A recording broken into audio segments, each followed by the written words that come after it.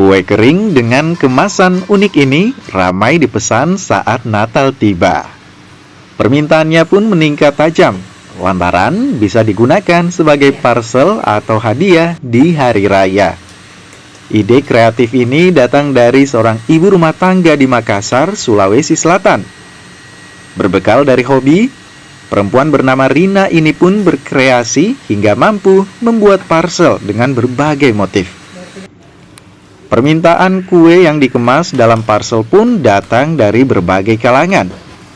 Alhasil, usaha rintisannya kini kian maju dan tentu saja mampu meraup keuntungan hingga jutaan rupiah.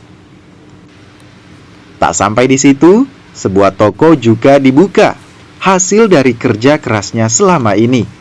Kalau idenya itu awalnya karena pandemi gitu. Sebelumnya sih memang sudah bikin nastar karena suami saya tuh suka ngemil, suka makan kue lah ya. Awalnya bikin nastar, coba nastar di luar-luar itu kok kayaknya belum ada yang sesuai dengan lidah kan gitu. Akhirnya kita coba bikin sendiri, akhirnya sesuai lah dengan yang kita selera lidah saya ya sama lidah suami saya. Nah, kemudian saya cobalah bawa ke kantor. Saya kan juga kerja ke kantor. Banyak yang suka, akhirnya banyak yang pesan. Kami jualannya masih online, jadi kami punya IG namanya Valina_cookies.